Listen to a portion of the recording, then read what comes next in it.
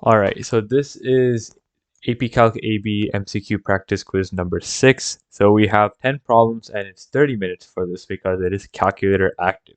So I'm allowed to use a calculator here and I'll open up Desmos actually, just in case if there's any calculation that I want you guys to see. Desmos graphing calculator. I'll just open a blank one right there. So there's a graphing calculator right there. Let's go back to Schoology. Here, let's pull this up.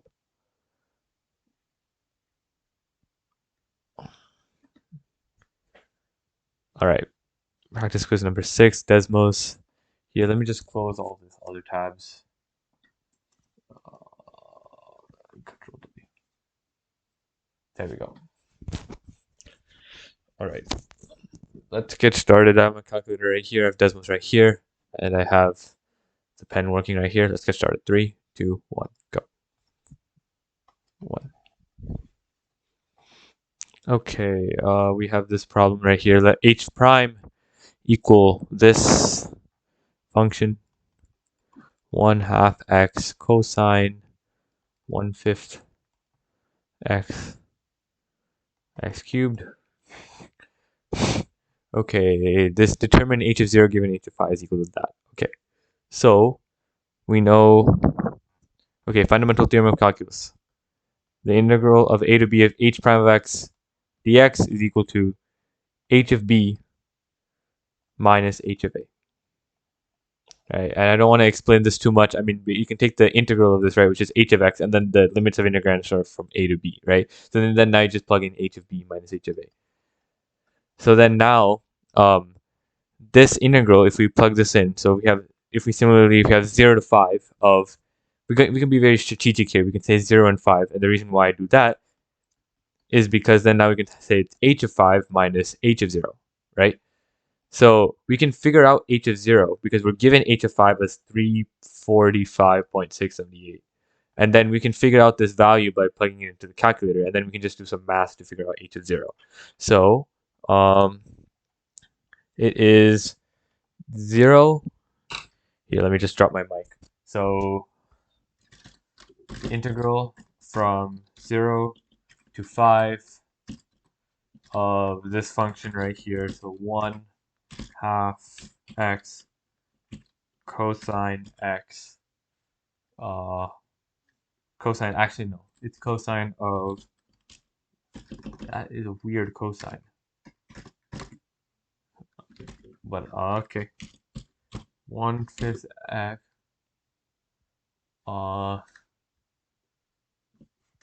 plus x cubed. Let's see if we copied that right. Yeah. And then it's dx, right? So we have this right here. So then we can replace this right here. So then we can have 157.668 is equal to 345.678 minus h of 0. So then now we can just subtract 345, 648, and then yeah. So h of 0 is going to be equal to 345.678 minus 157.668. So then I'm going to be, this is a very funny number actually, 345.678 minus, I'm going to call this a variable. I'm going to call it like r. No, r is a terrible. R is terrible because that refers to radius a lot of the time. So I'm just going to say p, and that gives us 188. So h of 0 is equal to 188.009 or 010, which is C right there. Okay, S. Okay, let R be this function. Okay, find the area of S.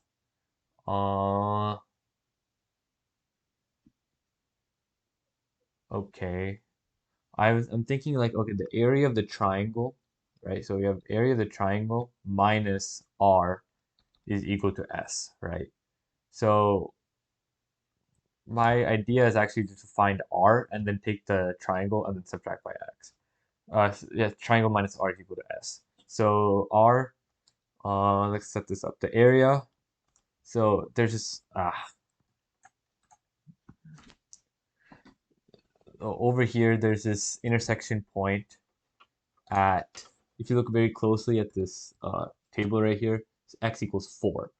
And so you actually don't need to do much solving here. You can just say from 0 to 4, this function right here, this is the square root function. So we're going to take the square root function.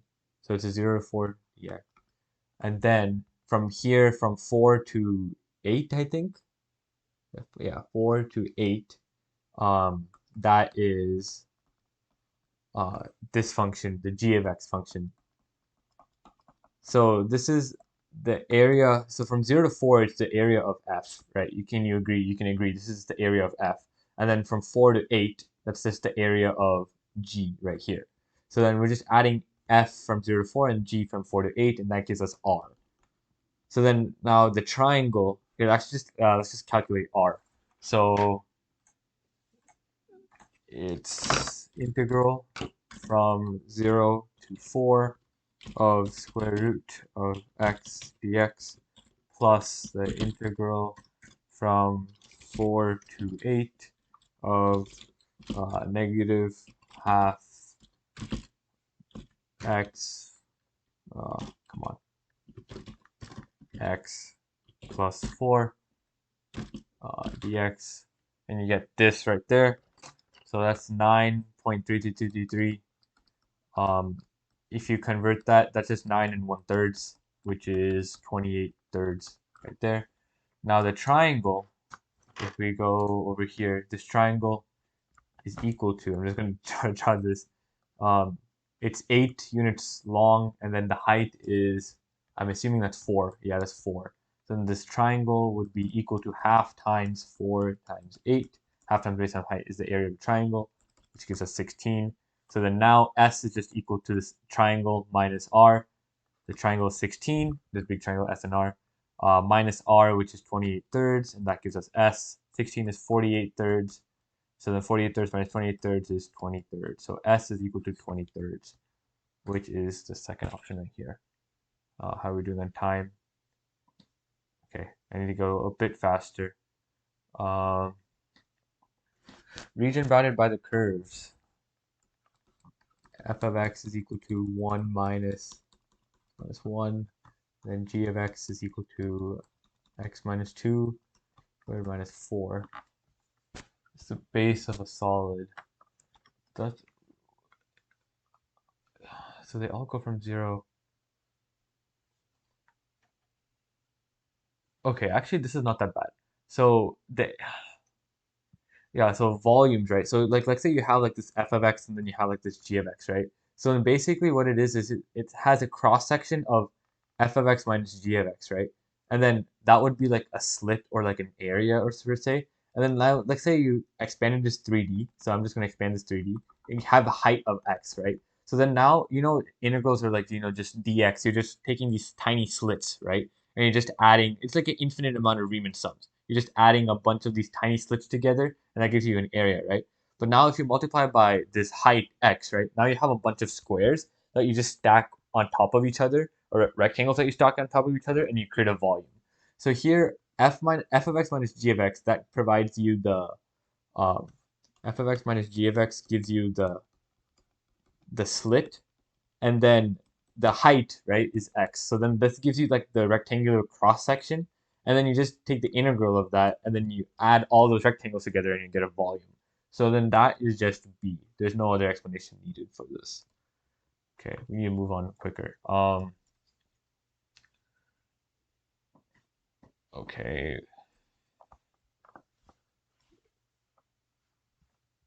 Publishing when printing this ink. Okay, so this is a rate. So this is r of t is equal to 0.21 plus cosine pi of t. How many ounces of ink will be used by the printer after 3.5 minutes of printing, I'm just assuming, so this is in ounces per minute, right? So if you want ounces per minute, and then now after 3.5 minutes of printing, you want to figure out the area, right? So you're just multiplying by minutes, right? So that's basically, if you're finding an area under something, that's like, it's the same thing as finding the integral. So then now we just take the ounces of ink total will be just free from 0 to 3.5 of this rate right here. And that will give us the total right there. So this is integral of 0 to 3.5 r of t, which is 0.2 L1 plus cosine of pi t. There we go. Yep. And this gives us 0.636. Yeah, just 0.636. That's enough. So this is a simple integration question, so that's the hopefully this is not like some random trick question. No, I don't think so. It's a trick question. It's asking a very simple question. I hate this stuff. But all right.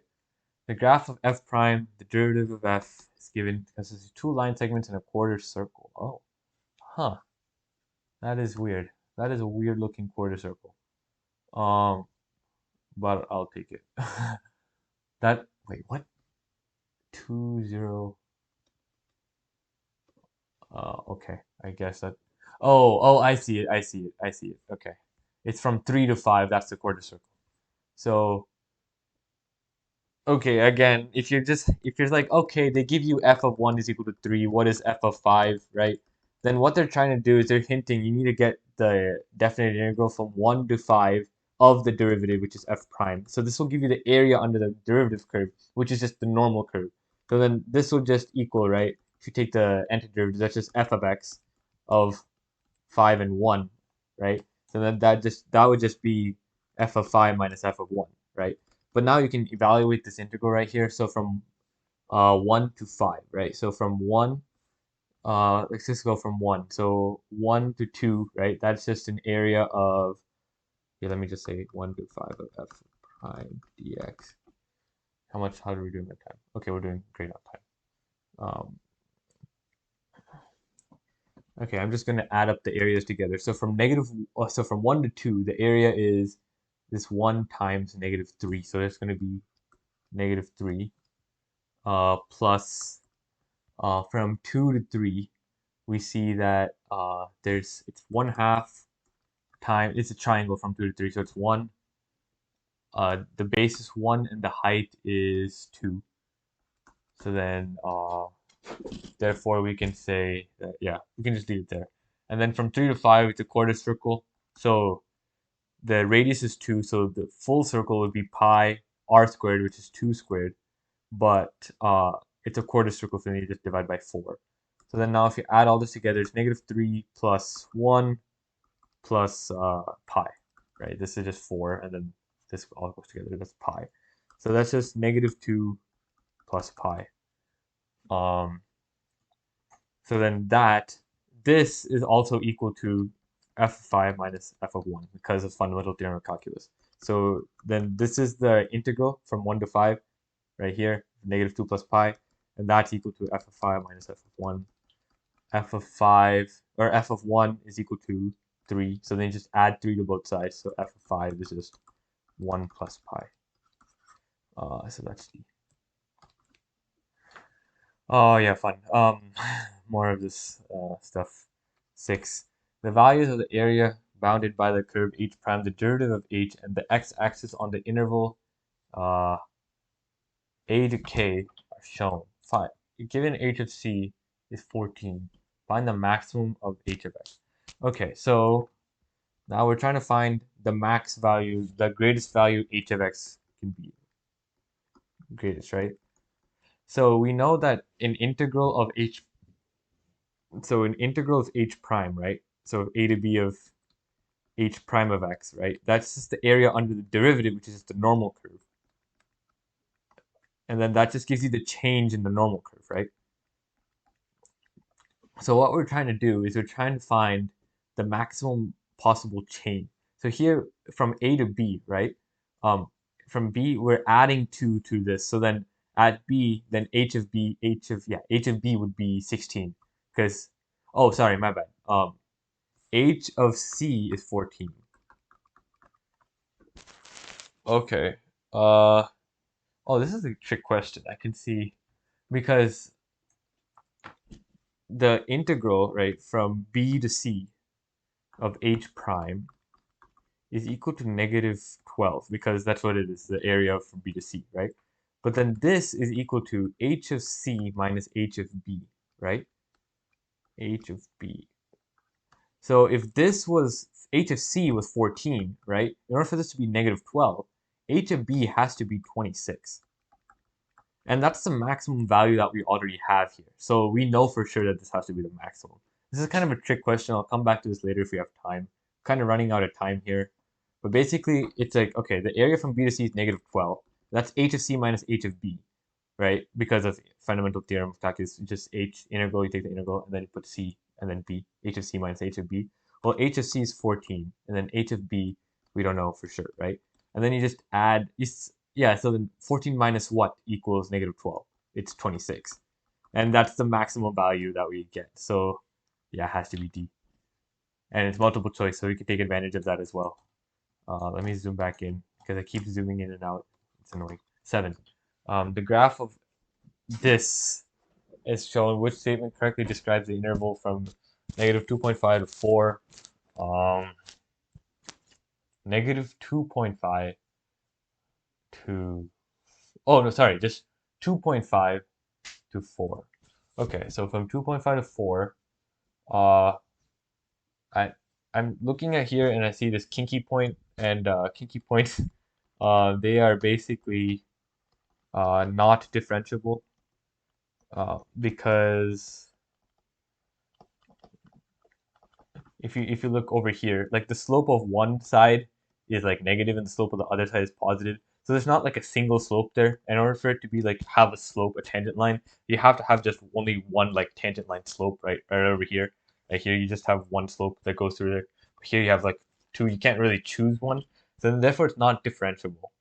Um, but you can draw 2.5 to 4 with a pencil, like without the pickup of a pencil. So it is continuous. It's a really stupid explanation as to why it's continuous, but basically like the limit as you approach the left and right hand side of everything is like the same, right? And then the limit itself of the left hand side, so like of like this point right here.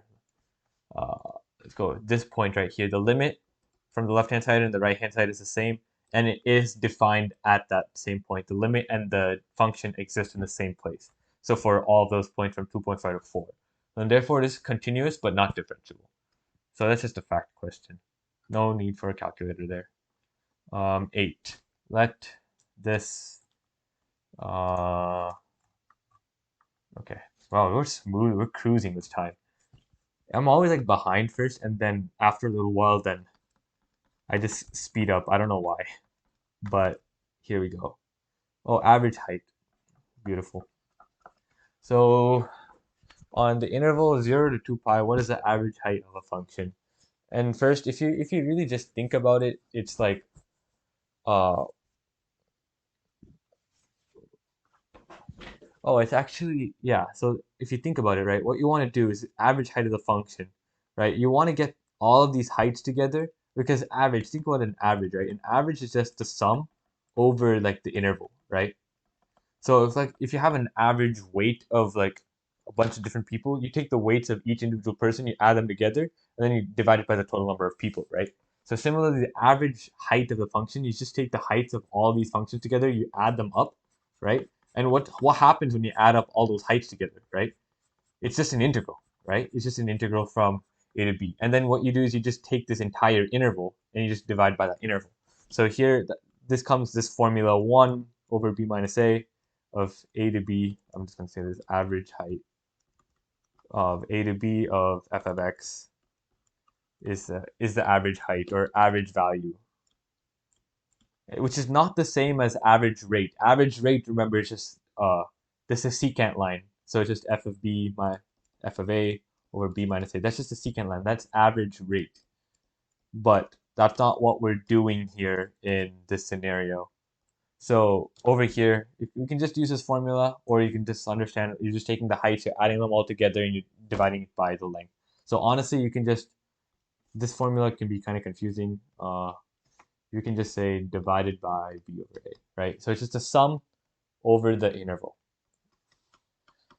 Anyways, from a to b of f of x, right? So we can just take the integral of that. We have the calculator with us. So it's the integral of, what was the what was the interval again? 0 to 2 pi. Let's go here. 0 to 2 pi, and then we have f of x, which is 5 over 2 x plus 4 cosine 3x, and then dx. And then we have this over here, and then you can do like 1 over 2 pi minus 0 or something like that. So that's using the formula, but you're just dividing by that, and you get 7.854. Yeah, there we go. 7.854. There, let's just see right there. 9. Okay, we have 10 minutes. Okay.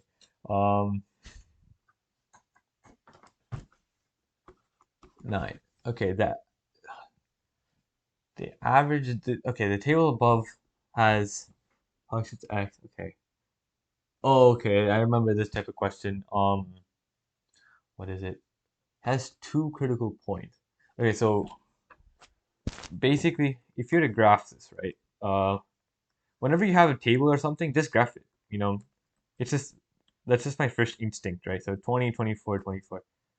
20, 22, 24, 26, 28. So this is 10, 14, 11, 17.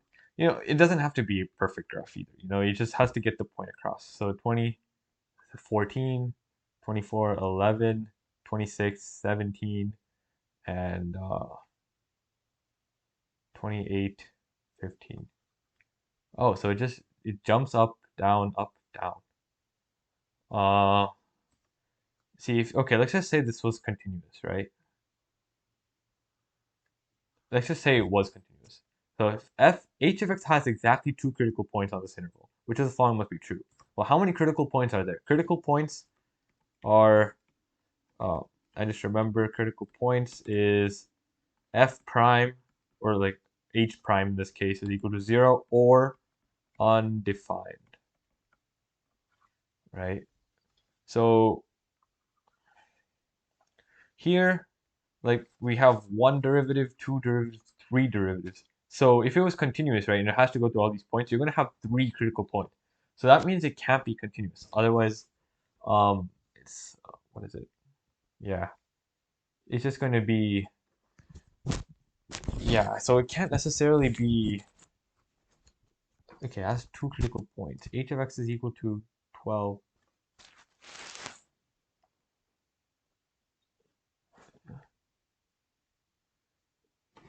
No, you could technically, you could go more than 3 times if you really want to. Like, you know, you can go up and down, up and down, up and down, up and down, and reach those points somehow. So C can't be right.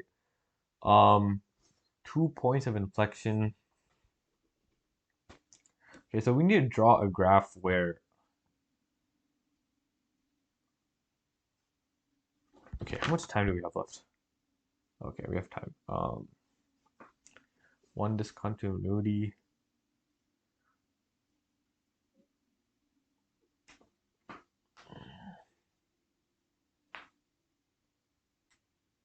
I'm going to come back to this one. Yeah. Always on AP Calc, good idea to solve questions that you know off the bat. Okay, the graph of g prime, the derivative of g is shown above. Which of the following could be the graph of g? Okay, so at these points, okay, let's focus over here. So whenever f prime is positive, that means f is increasing. And when f prime of 0 is less than 0, then f of is decreasing. So let's just see which one of these graphs. So it has to be increasing as it's 0. And so, but like at these 2 points, it's decreasing. So it's increasing, decreasing, increasing. Like here, it's increasing. It starts increasing here. Here, it starts increasing at the very far, super far away than what it originally is. So I'm not thinking D. This one's always increasing, so that can't be right. It has to be somewhat decreasing. This is also increasing all the way. Here at G prime, right? All of this on the left-hand side, G prime is negative, so on the left-hand side of F, it has to be decreasing. So I'm just using this information right over here, and then here it's increasing, decreasing a little while, and then increasing. This one's always increasing, but it has supposed to be decreasing, so the answer is B. Because G prime is less than 0 on the left-hand side of the x-axis. On here, it's so F is decreasing on the left.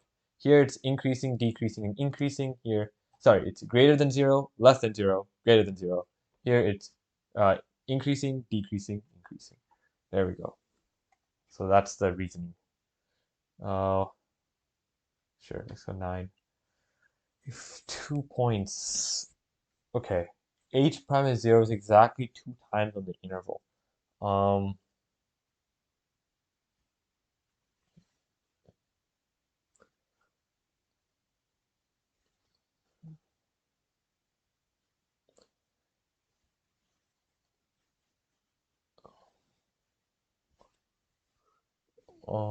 it could have. I'm inclined to say D, just because if you have 2 critical points and you have 3, there's no way it can be continuous. So there has to be some sort of discontinuity or something. Yeah, discontinuity means it's not continuous. So it has to be somewhere. It has to be like not continuous. So I'm assuming like if you break it up, uh,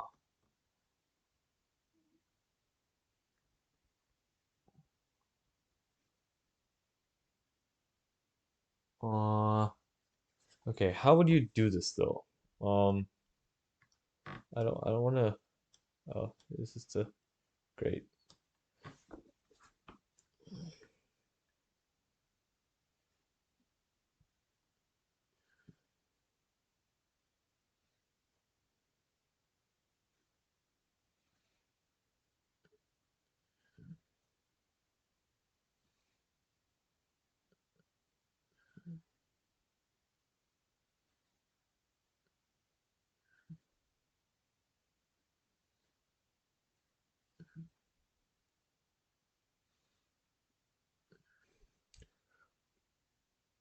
Well, 1, 2.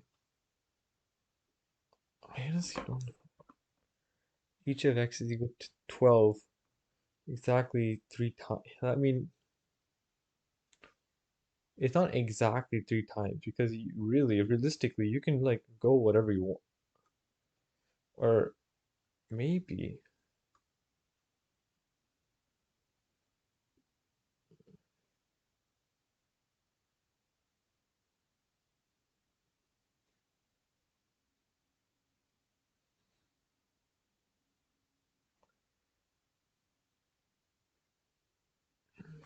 Hmm.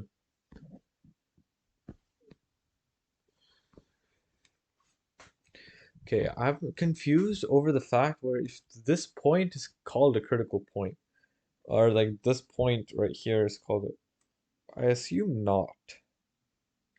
Uh, because I remember there was like, oh, it's on the open interval. Even then. So this is not considered as a critical point. This will never be considered. Here, here, and uh, I don't know.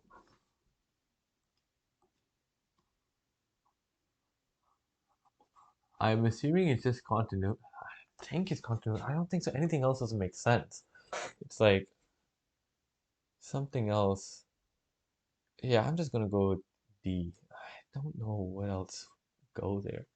22, 14, 24, 11, 26, 17, 28, 15.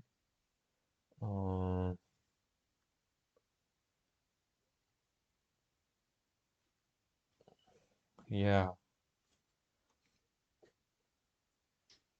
I'm just gonna check all my other answers though. I think that's right. This one I better. H of 0, h of 5 minus h of 0.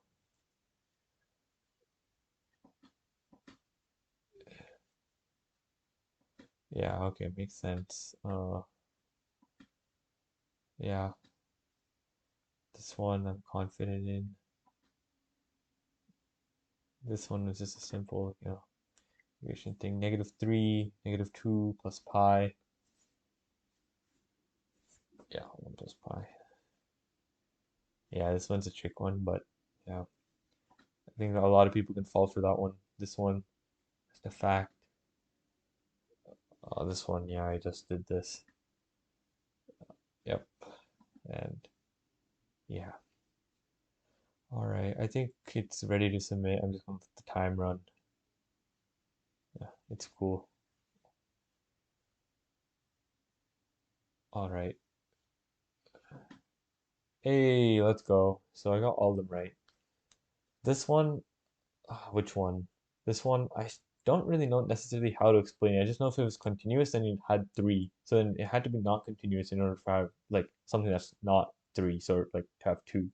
So then that's how I choose that one. And I just want to explain this one. So like yeah, if you're going from C to B, right, then you're going to have this will be like negative area, but if you're going from C to B as an integral, that itself reverses it. So it actually becomes it negates the negative area. So if you're going from C to B, if you're going backwards, then you have to flip everything. So if you have negative area, area below the curve, that will become positive. So then you just add 12, and then here will be subtracting 2. But then once you go away from C, or like to the right of C, then you'll be adding 8 and then subtracting 10. But when you're going backwards, then you have to flip everything around. So here, from C to D, that would be 22. Um, that's definitely not the max. I mean, considering that you can go from C to B, you have this bottom area of 12, then you just add on 12 because you're going backwards. And then, yeah, you have D right there. But then, yeah, that is pretty much it. Thank you for watching. We have one more practice quiz that I might do at a later time. So be on the lookout for that. But other than that, I'll see you next time. Thank you very much for watching.